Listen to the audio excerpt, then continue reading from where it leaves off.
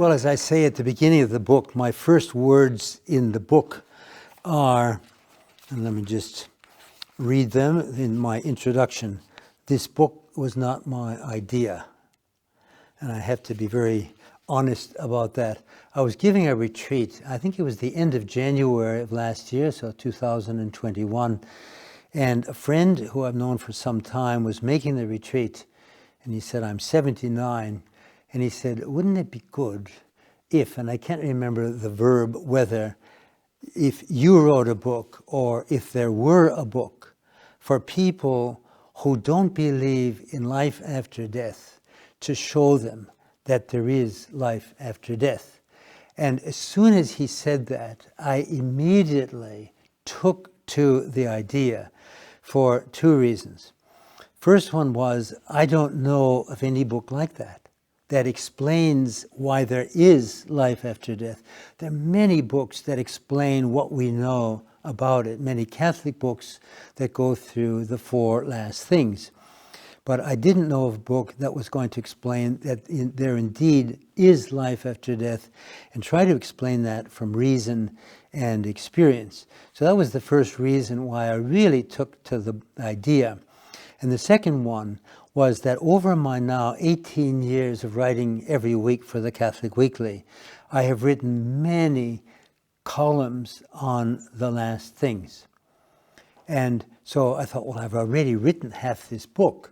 So I took the material that I had written and I had to adapt it. I had to write a lot of new material. I had to do a lot of research, reading, and getting ideas from many people and stories from many people as well. And so I took the idea, and when I thought of writing another book, one of the drawbacks in the idea was this, that at the best of times, I don't have any spare time. I should have lots of spare time at my age, but I don't. I'm very busy. And so where am I going to get the time to write this? Well, then COVID came to the rescue, because with the lockdown in Sydney beginning on the 26th of June, I was at a wedding at that time, and they announced that a lockdown was beginning that afternoon. And then the school where I'm chaplain, it was Tangara School for Girls, was going to be open as far as teaching, but the girls weren't going to go to class, and the chaplains certainly weren't going to be on campus. So from then on, the time that I would have spent at Tangara, which is 2 whole days a week, and sometimes more than that, I could spend writing. And I spent quite a bit of that time writing. And I'd already written quite a bit before. So I continued writing then. And probably from getting the idea at the end of January to finishing the first draft, it was probably sometime in September. I'm just trying to recall. I don't have any certainty about that, but probably about the end of September. So the book was written quite quickly. The idea of the book was to explain from reason and experience, and I'll come to that in just a moment, what we mean by experience, how, of course, there's life after death.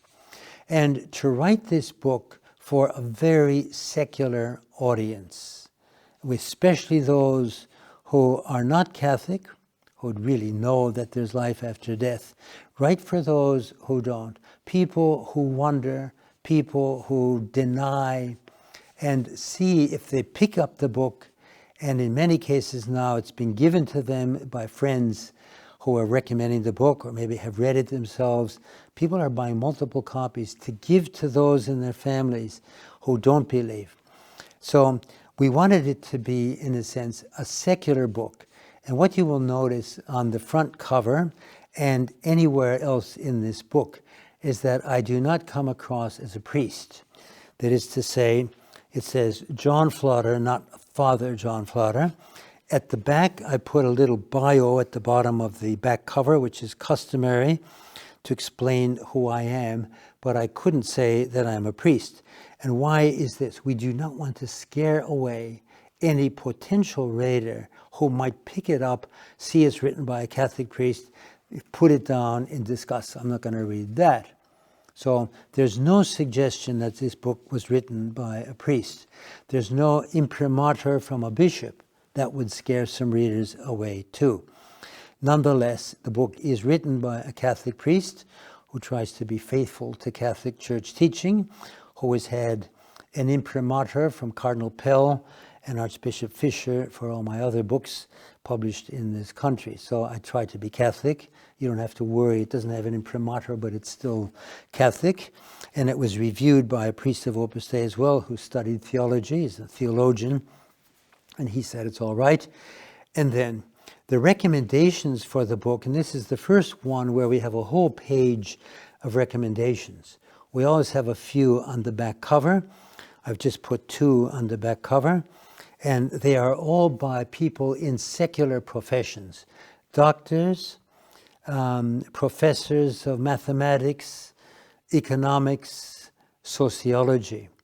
And I managed to get, well, these are all friends of mine, but one from the Philippines, Professor Bernardo Villegas, who was studying at Harvard when I was there. He was doing a PhD in economics, and he went to begin the work of Opus Dei in the Philippines, and it took off like mushrooms after a rain, because it was started by Filipinos. The Opus Dei was started by Filipinos with great credentials and well known, I think, in Manila at that time too. He came from a good family and several others.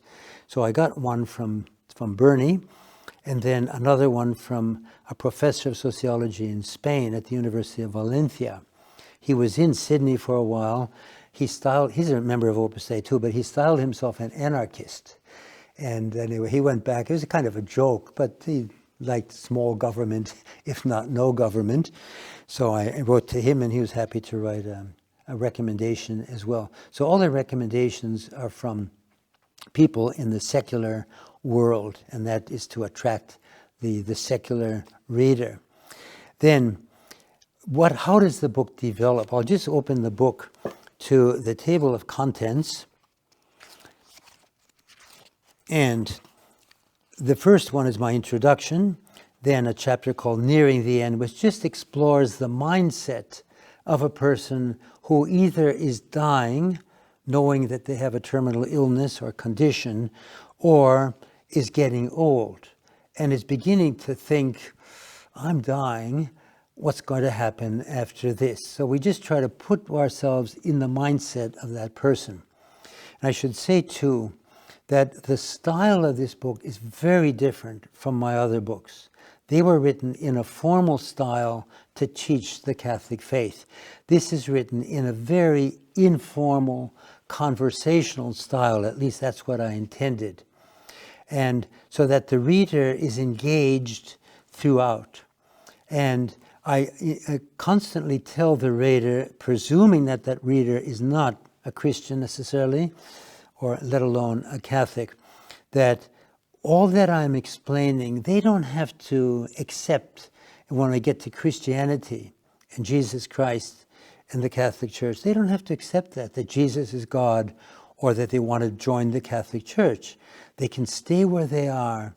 But let's see what Jesus had to say, what the Bible has to say, what the Church has to say.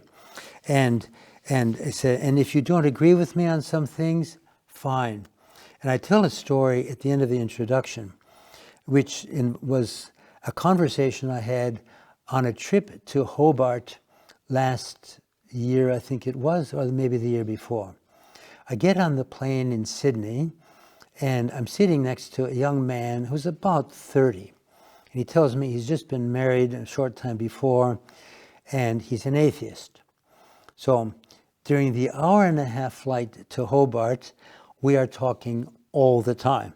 Normally, I plan to do a bit of praying on airplanes, but there was no prayer on this one, except talking with this very respectful atheist. In the course of the conversation, one of his questions was, what's your take on life after death? And without a moment's hesitation, I said, I'm looking forward to it.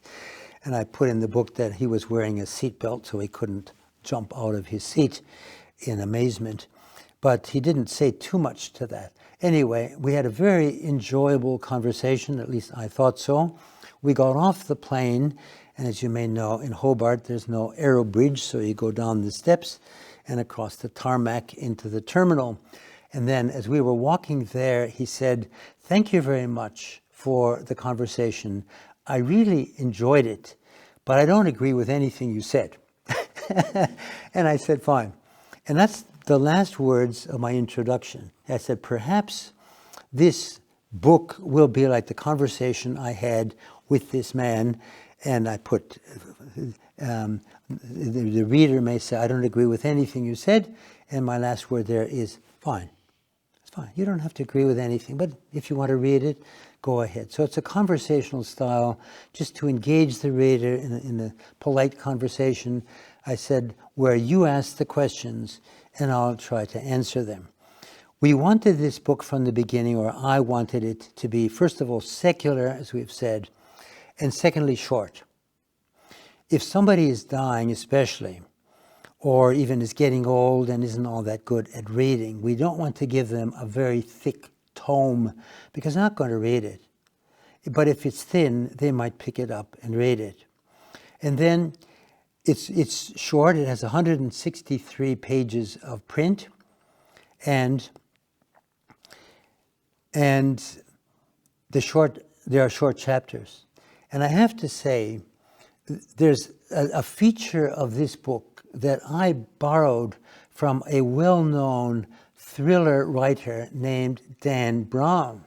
And he wrote a book that you may have heard of called The Da Vinci Code, which was about Jesus Christ's marriage to Mary Magdalene, and it involves an Opus Dei monk. And I thought two things. I wasn't going to read the book, but somebody gave me a copy, so I read it. And then the two comments on that book, I thought, first, as a thriller, it's magnificent. As a thriller, this book is really good, because Dan Brown leaves you hanging on a cliff at the end of a chapter, and you have got to continue reading to find out what happens. So you leaf forward and you see how many pages in the next chapter. And those chapters could have been 3 pages, could have been 1 page, could have been a few more.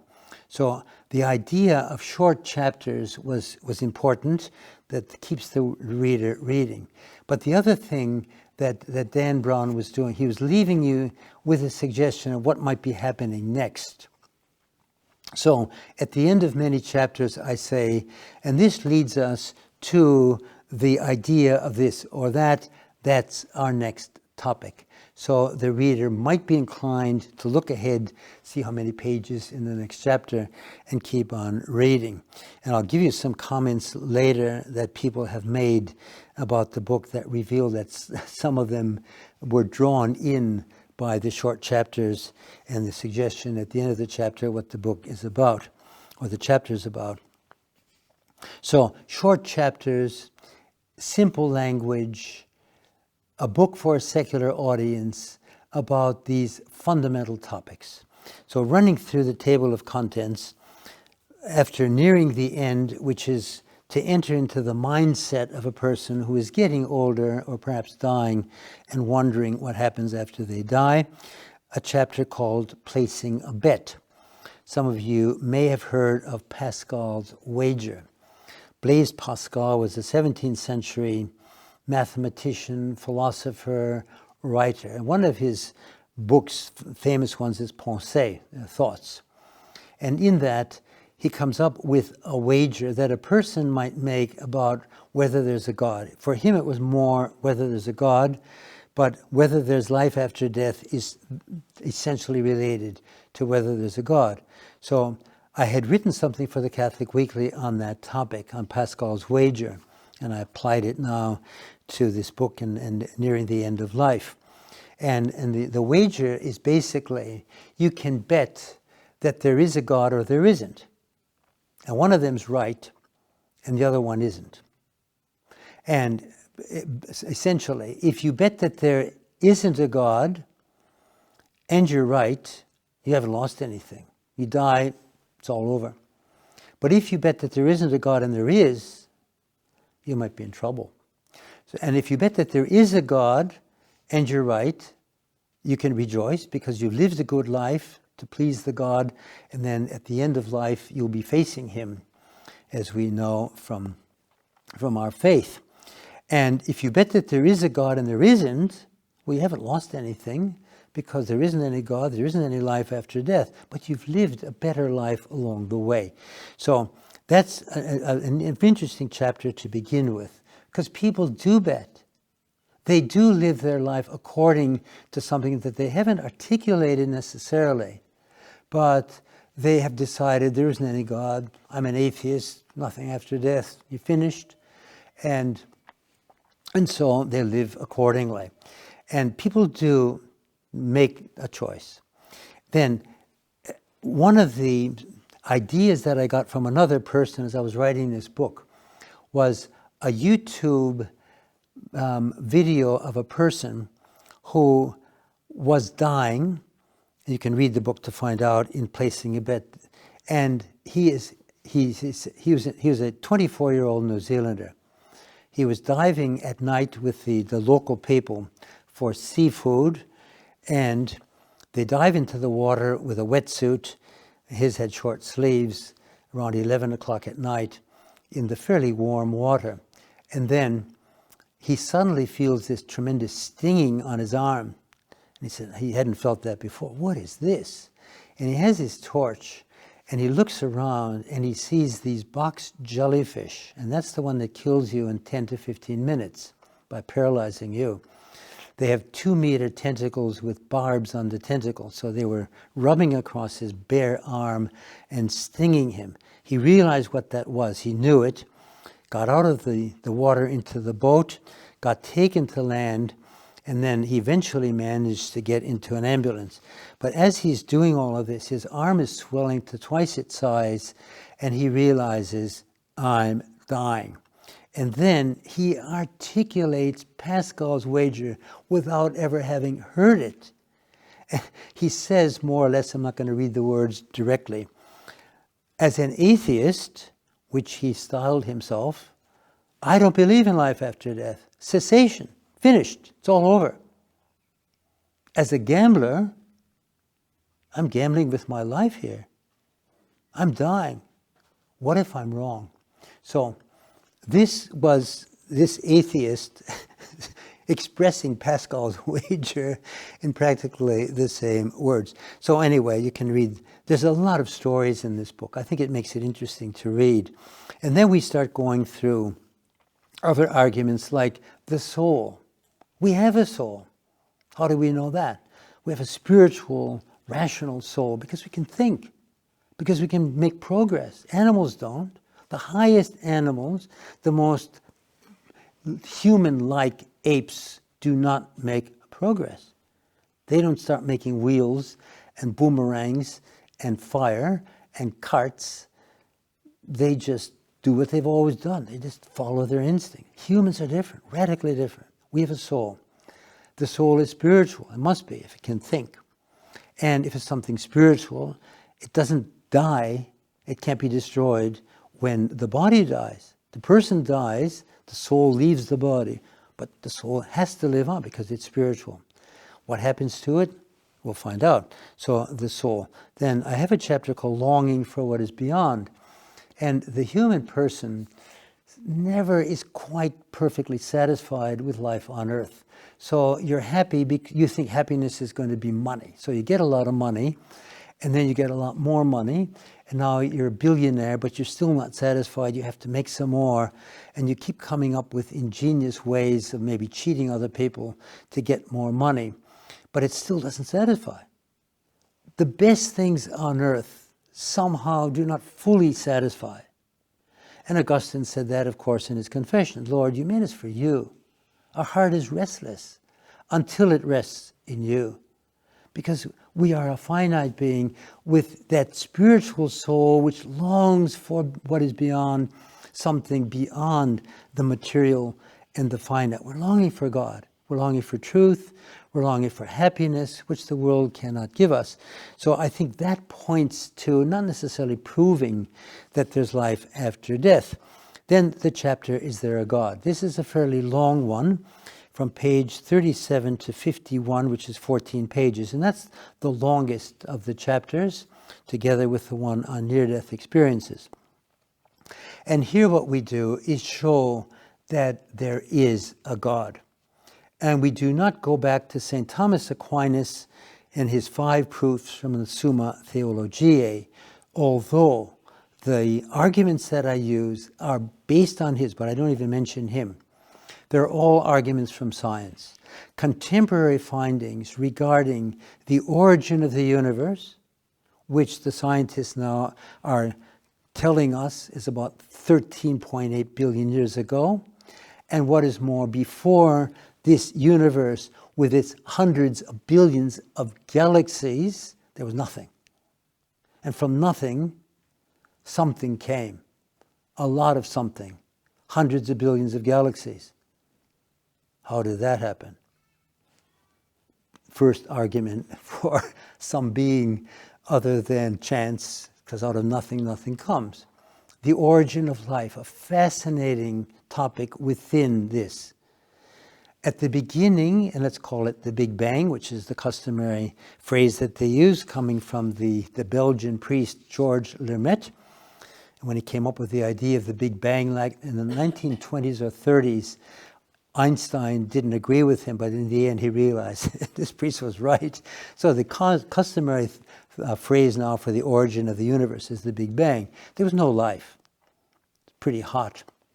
Maybe it was cold, but there wasn't any life.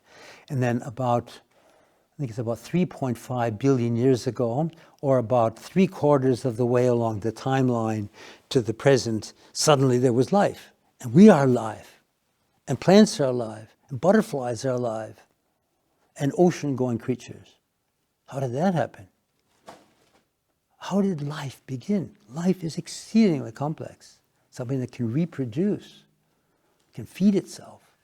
So the section within that chapter on the origin of life is fascinating. For me, it's one of the most fascinating topics. And a few others. There's about 4 or 5 different arguments for a creator in that chapter on is there a God? Then we go to what is God like? Well, okay, there's a God, but what is he like? What can we know by reason about this being who somehow created the universe out of nothing?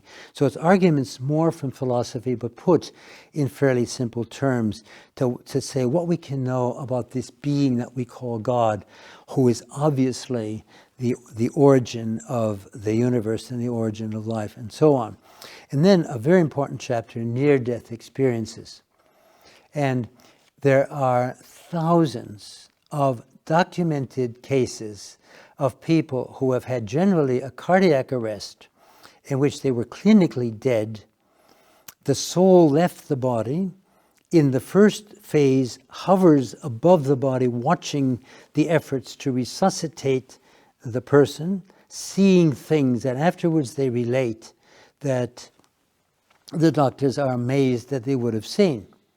One of them is a woman who sees where the doctor put something when she is revived and comes back, and the doctor's looking for this thing. She explains where it is, and he says, but you were unconscious. She said, no, that's where he put it. That's where he found it. And that woman was blind. Physically blind before she had the near-death experience, but when the soul left the body, it could see.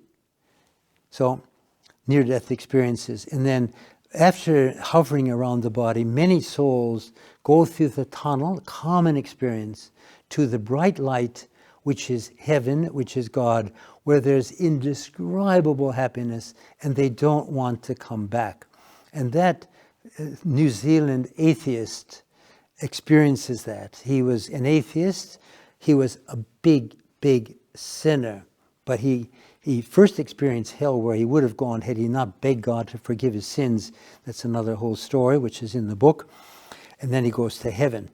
And so there's heaven. For some, there's hell. I know a person in Sydney who, I didn't know this at the time when I knew him, but another priest explained that this man had had a near-death experience of hell, and it totally shook him and he changed his life. I didn't know that he had had that experience. that he had to change his life, because I only knew him as a very, very good Catholic. But so hell, purgatory for some. Gloria Polo is the Colombian orthodontist who was struck by lightning while walking across the campus of the University of Bogota with her nephew. They were struck by lightning. He was killed. She was badly burned inside and out, but she survived. She saw purgatory. She saw her parents in purgatory. And she describes, she saw hell too, because she was not living very well. She was a Catholic, but not practicing very well. And she had a lot of ideas and things that she had done that weren't good. So she would have gone to hell herself, and then she saw heaven. And then there's the judgment. And a good number of people experience the judgment.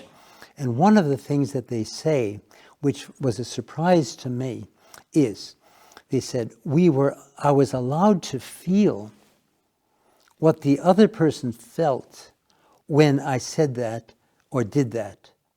And so it might be something positive, but they can feel what the other person felt, how happy they were. Or maybe it was an insult, and now in the judgment you feel what that person felt when you insulted them or criticized them or whatever. So near-death experiences give us all the states that follow death. Separation of the soul, judgment, hell, purgatory, heaven. So from there, we can go on to say, well, look, there's a religion that explains all of this in detail. And it's been around for 2,000 years. It's Christianity. And then from there, we go to the founder of Christianity, who gives it its name, and that's one called Jesus Christ. Who is this? Now we look at Jesus Christ. All of this is very apologetic, if you like. It's arguing to someone who doesn't believe to show why it's reasonable to believe in Christianity, in Jesus Christ, because look, this is who he was, this is when he lived, this is what he did, this is what he said about himself. And at the end of all that, a reader who doesn't have any Christian background or whatever might very well be inclined to look more into Christianity and to Jesus Christ. And then within Christianity we say there's one denomination which happens to be the original one because it has everything that Jesus Christ taught as we see in the Bible, and that is the Catholic Church. I say you don't have to become a Catholic, but let's see what this church has to say. So then we can go through using the Catechism and Fathers of the Church and other documents to show what the Church believes on the four last things. Well, judgment, death, judgment, hell, purgatory, and heaven. And then there's a chapter 2 on back from the dead. So before we get into our Lord, and there's one in the Bible, and why should we believe the Bible? Well, let's have a look at what it is and whether we have any early manuscripts of it. And then it's unbelievable, the number of early manuscripts we have of the Bible, which dwarfs the number of manuscripts of any other ancient text. And what is more, they are much closer to the time that the events took place and that Jesus Christ lived. But there's a chapter on back from the dead. And for the person who would say, well, how do we know there's life after death? Nobody's ever come back to tell us about it. Well, the chapter on near-death experiences, these people didn't die, but they were clinically dead, and they came back to tell us what they saw. But then there are instances in history of people who have died, who have gone beyond the veil, and have come back to tell us about it. And amongst those are Our Lady in various apparitions. So I've used apparitions where it is obvious that somebody from the other world has come back, because at Fatima she made a number of predictions which became a reality. Then I think I've put Guadalupe, where You know the story of Guadalupe and the garment of Juan Diego, and just the very existence and ongoing existence of the tilma with that beautiful image of Guadalupe and the millions of Aztecs who were converted afterwards. There's something miraculous about that. And then I use Our Lady of Zaytun from Egypt. And this was the late 60s, and Our Lady appeared, clearly Our Lady, and there's photographs. You can find this on the internet, on YouTube. Photographs that some are just a light on the top of this Coptic Orthodox church, and others are quite clear of a woman with her hands folded. And this was seen by hundreds of thousands of people over a period of years. The Egyptian government investigated what was happening, and they concluded this is authentic. These aren't people with a wild imagination. Something supernatural has happened here. And the first person to see Our Lady was a Muslim. So I want to put this one because Our Lady appeared on the Coptic Orthodox Church. This wasn't appearing to Catholics. It was to Coptic Orthodox. And the first person to see Our Lady was a Muslim. And he had something extraordinary happen to him too. So all of that is back from the dead. There's also a couple of, well, in that back from the dead, we have souls from purgatory appearing on earth. And there's, again, hundreds of these, many books. So I quote a number of these episodes, people coming from purgatory, and people have died. They appear, they're recognizable, and they say things. And there's also a couple of accounts from hell, people that appeared from hell, believe it or not. So it's all very interesting. I hope I'm whetting your appetite to read this book. And then, having gone through the last things, we come to the final chapter, What Must I Do? So, for the reader who maybe began with no belief in God, no belief in life after death, who belongs to some other faith, or perhaps no faith at all, but they have continued reading the book. If they've continued reading it, something has stirred within their soul to get that far, and then now perhaps they are convinced there must be life after death, or at least it's quite probable. What must I do to get to that heaven that you speak about, and that indescribable happiness forever? So what must I do? So we take the reader where he or she is in their own religion or with no religion, and show a number of practical things that they must do if they want to be saved and go to heaven. And what becomes very clear through experiences of people, and also from the teaching of the Church, and if you want the seminal point in the Catechism of the Catholic Church, it's paragraph 1033, which I use when I'm preaching retreats. I'm starting a retreat tonight for 5 days for some women of Opus Dei. And I'll use this point 1033 on hell. And it says this, and I'm quite sure that this is word for word because I've quoted it so often. What's the bottom line that anybody must reach in order to get to heaven? It says, to die in mortal sin without repenting and accepting God's merciful love means remaining separated from Him forever by our own free choice. This state of definitive self-exclusion from communion with God and the blessed is called hell. What must we do? Be sorry for our sins. This comes in a number of those near-death experiences. Just be sorry for your sins. You will not go to hell. So that is the book. Now let me read a few comments that I have received since the book came out. And I have to say this. First of all, these are all from Catholics. The first people to read this book have been Catholics.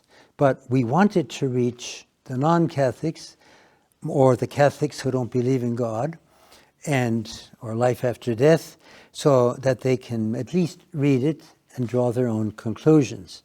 So hopefully we will see in months to come comments from people who weren't Catholic when they started reading the book, or aren't Catholic still, but at least they're convinced about life after death. So we hope to get those. And one of the things I keep telling people is, as I was telling them when I was writing this book, pray for this book. I think it can be very helpful. So I was getting people to pray while I was writing it.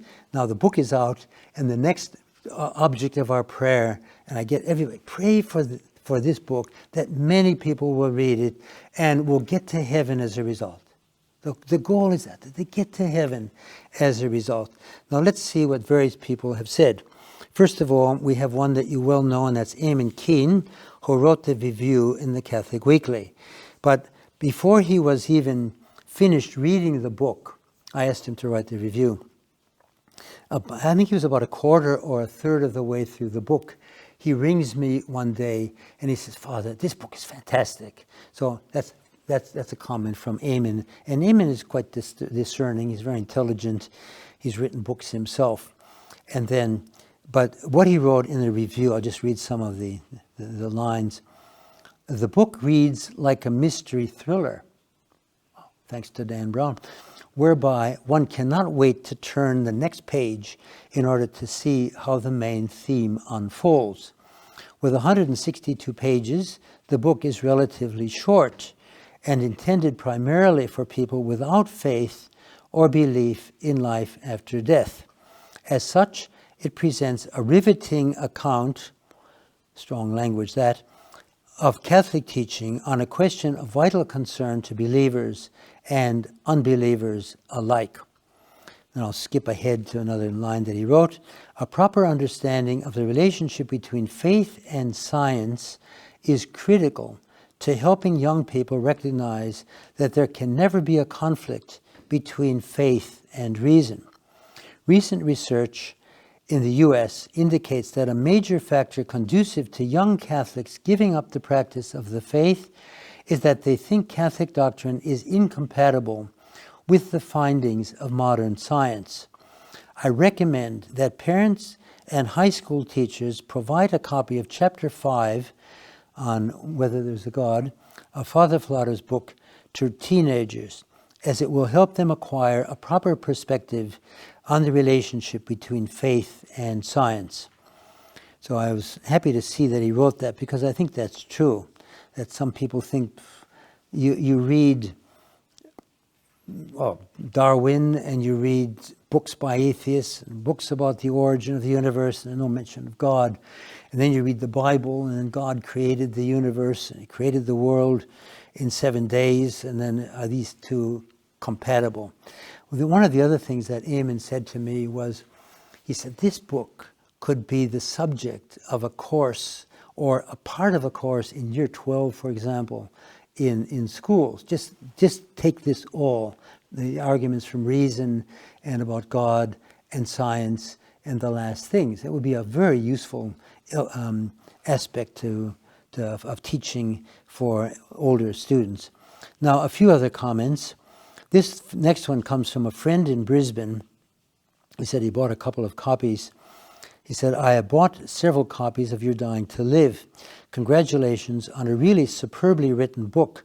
You have discussed and written about this potentially complex matter in a way that even a child could understand. This is an outstanding achievement in itself. Well, Sergio, who wrote the comment, has written a number of books himself. He's very intelligent.